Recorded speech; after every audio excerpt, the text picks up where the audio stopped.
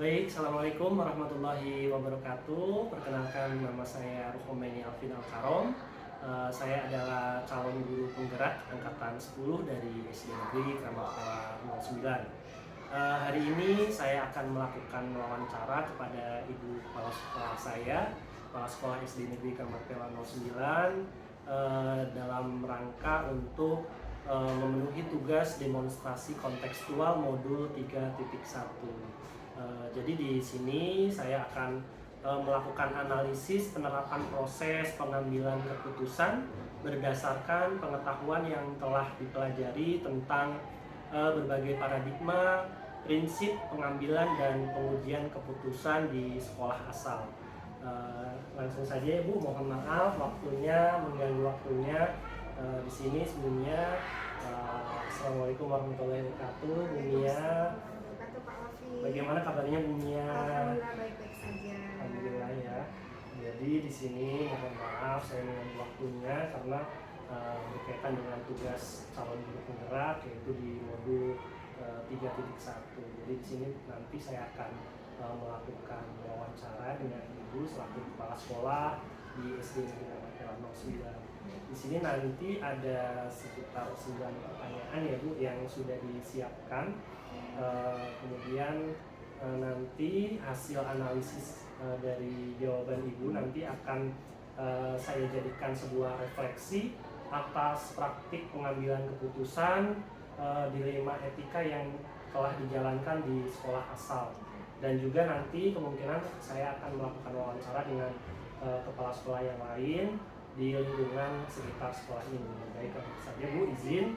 Yang pertama adalah pertanyaannya, selama ini bagaimana Ibu dapat mengidentifikasi kasus-kasus yang merupakan dilema etika atau rujukan moral? Oke, baik. Terima kasih Pak Alvin sebelumnya atas pertanyaannya.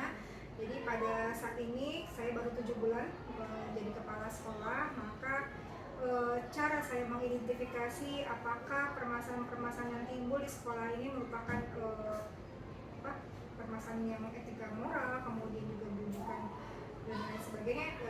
Pertama adalah yang harus saya lakukan, saya mengetahui secara pasti apa permasalahannya, kemudian saya menggali informasi dari teman-teman saya, rekan sejawat saya, kemudian juga saya ikut masuk ke dalamnya sehingga saya mengetahui secara pasti siapa yang terlibat, bagaimana permasalahannya gitu. Jadi itu cara saya mengidentifikasi permasalahan yang timbul di sekolah saya. Baik, terima kasih Bu. Jadi yang pertama tadi tentunya Ibu harus mengetahui secara pasti permasalahannya ya Bu, kemudian dengan komunikasi dengan rekan-rekan yang ada di sekolah ini. Kemudian juga ikut masuk ke dalam permasalahan yang ada supaya bisa clear jelas apa permasalahannya. Baik, Bu, terima kasih. Kemudian untuk yang kedua, selama ini Bu, bagaimana Ibu itu menjalankan pengambilan keputusan di sekolah? Terutama untuk kasus-kasus di mana ada dua kepentingan yang sama-sama benar atau sama-sama mengandung nilai kebajikan. Setiap kali permasalahan pastinya semua orang meyakini dirinya paling benar ya. Jadi dan juga saya juga sebagai makhluk yang pada umumnya gitu, saya juga pasti ada ego, saya juga paling benar. Untuk itu saya selalu merefleksikan diri saya, bagaimana saya berkaca atau bercermin, saya harus menurunkan ego saya. Kemudian saya setelah menyelami permasalahan, kemudian saya berkomunikasi dengan mungkin personal atau bahkan sekelompok orang yang mereka benar-benar meyakini bahwa mereka benar gitu, dan ya kita sama-sama duduk bareng gitu ya, kemudian menurunkan ego masing-masing sehingga kita bisa mencari solusi yang terbaik untuk bersama. Pada saat permasalahan itu yang besar menjadi kecil, maka yang tadinya ada dilema etika, kemudian juga menjadi moral, kemudian yang sama-sama ingin merasa dia paling benar, mungkin itu agak lebih simple ya, maksudnya tidak seperti yang serumit sebelumnya gitu.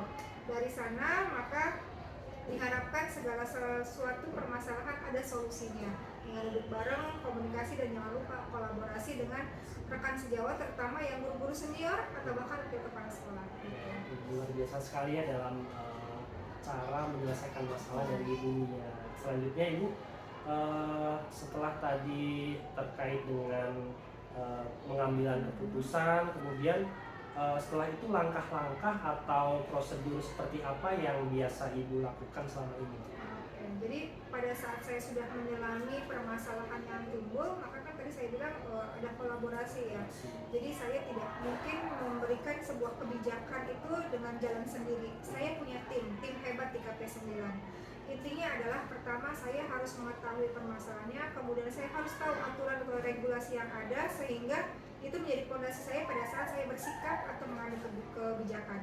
Kemudian saya pasti akan membuka diri, membuka mata saya, membuka hati saya, membuka telinga saya berlebar-lebar sehingga segala masukan positif ya, masukan-masukan yang mungkin bisa membuat sebuah perubahan atau bahkan saya berkolaborasi dengan kepala sekolah yang mungkin pernah mengalami hal yang sama, pengalaman yang sama sehingga saya nantinya bisa menjadi lebih baik gitu dalam bersikap atau mengambil kebijakan. Jadi itu sih, jadi saya selalu membuka diri, kemudian saya harus mengetahui apa nih yang menjadi pegangan saya. Intinya adalah aturan-aturan yang sudah ditetapkan harus tetap menjadi fondasi dalam mengambil keputusan.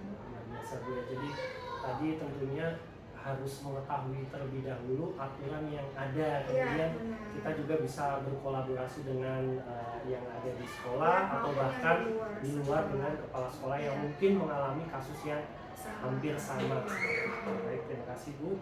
Kemudian pertanyaan selanjutnya adalah hal-hal apa saja yang selama ini Ibu anggap efektif dalam pengambilan keputusan pada kasus-kasus dilema etika? Yang tadi sudah saya sampaikan adalah pertama saya harus mengetahui regulasi dan aturan. Kemudian kolaborasi dengan rekan sejawat yang sekiranya memang dituakan ya, dituakan di sini berarti kan dia punya pengalaman yang jauh lebih panjang dari saya. Kemudian juga melibatkan wakil kepala sekolah dan juga di sini kan kelilingnya dengan sekolah-sekolah yang agak berdekatan gitu. Saya bisa saling sharing ya, sharing dengan pengalaman yang saat ini saya sedang hadapi ya.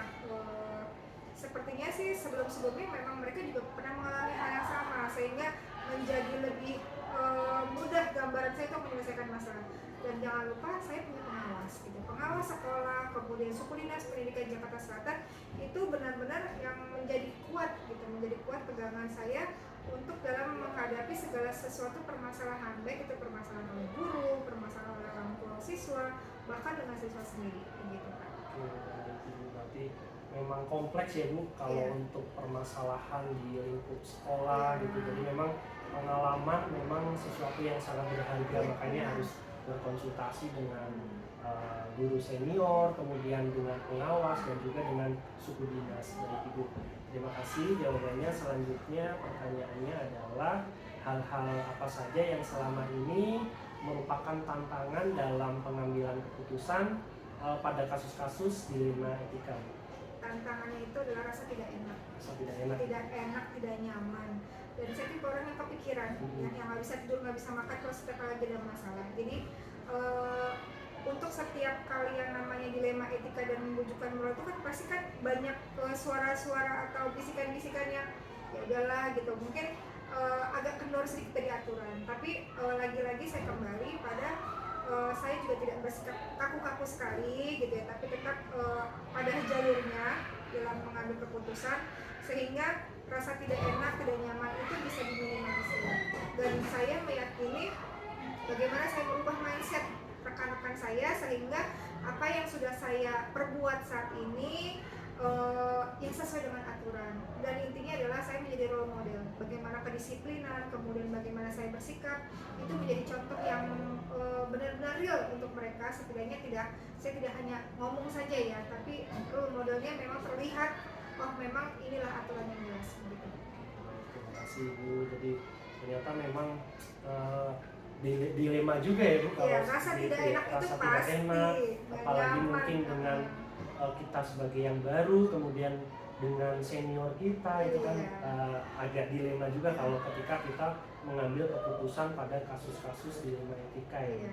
Baik, tapi dari apa yang tadi disampaikan Ibu luar biasa sih Bu. Jadi sepertinya sudah sangat berpengalaman mungkin dari pengalaman sebelumnya ya Bu. Selanjutnya, pertanyaan yang selanjutnya adalah apakah ibu itu memiliki tata kala atau jadwal tertentu dalam sebuah penyelesaian kasus dilema etika? Apakah ibu langsung menyelesaikan di tempat atau memiliki sebuah jadwal untuk menyelesaikannya? Bentuk atau prosedur seperti apa yang ibu jalankan? Kalau untuk jadwal saya tidak ada. Sisanya kalau ada informasi permasalahan itu langsung diselesaikan secara tuntas, gitu, dengan secepat-cepatnya. Yang tadi saya bilang, saya itu tipe orang yang kepikiran ya, kepikiran nggak bisa tidur, nggak nyaman makan gitu kan. Jadi pada saat ada permasalahan maka saat itu juga harus kita duduk bareng. Gitu. Jadi nggak pernah yang namanya menunda. Apalagi kalau misalnya membuat jadwal itu kan, saya bukan guru BK ya, bimbingan konseling yang ada jadwal-jadwalnya, yang nggak mungkin permasalahan hari ini saya tunda nanti minggu depan gitu kan, tidak mungkin. Jadi pada saat ada permasalahan maka saat itu juga secepatnya harus tuntas dan tidak berlarut gitu Pak Alvin. Jadi memang kalau kita selesaikan dalam waktu secepat-cepatnya, tempo yang sesingkat-singkatnya, jadi nggak kepikiran ya, sampai ke jauh rumah ya lebih Bu. baik dibandingkan menunda-nunda. Nanti Kalau malah ada takutnya permasalahan ya. betul, takutnya nanti malah numpuk-numpuk permasalahan yang lain, jadi malah semakin berat beban pikiran kita di rumah, jadi kurang kurang nyaman istirahatnya. Baik, terima kasih Bu.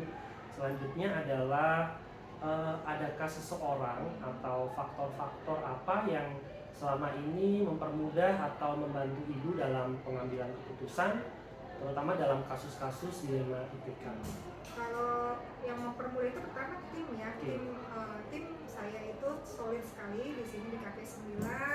Kemudian juga dari dokumen-dokumen kepala sekolah yang menguatkan ya. Sekarang saya sudah menjadi kepala sekolah, maka ya tumpuan segala permasalahan dan program itu ada di pundak saya. Kemudian juga support system yang nggak kalah kuatnya adalah pengawas sekolah yang selalu memantau, yang selalu memonitoring kapan saja beliau datang, baik itu kunjungan maupun by phone atau by WA. Jadi itu merupakan support system yang sangat-sangat mendukung setiap kali ada permasalahan maupun menjalankan sebuah program di sekolah, begitu Pak. Jadi support system ya Bu, kita butuh support system, tim yang solid di sekolah, begitu juga dengan sesama kepala sekolah dan juga pengawas ya.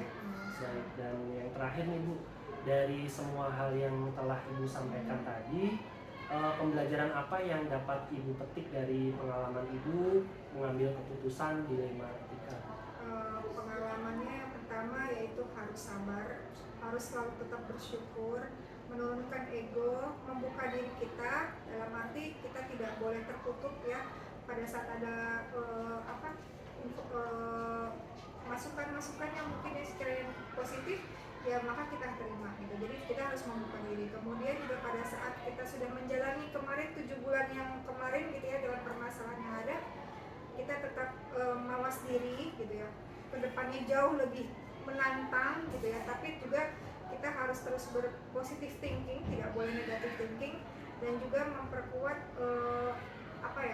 aturan-aturan dan regulasi yang benar-benar kita harus pahami gitu. Pada saat kita nyatakan memang ini harus diberlakukan, maka ya itu pegangan kita. Pada saat memang ini diperbolehkan namun juga sesuai dengan aturan, ya agak sedikit dikendalikan. Jadi pada saat ini yang berdasarkan pengalaman saya adalah kekuatan tim menjadikan yang terbaik pada saat saya melangkah untuk maju ke depan, dan pengalaman yang sebelumnya menjadikan kekuatan bagi saya untuk terus menghadapi permasalahan yang mungkin akan datang selanjutnya yang jauh lebih berat, begitu Pak. Terima kasih Ibu. Jadi dari jawaban Ibu saya mengambil pelajaran Ibu bahwasanya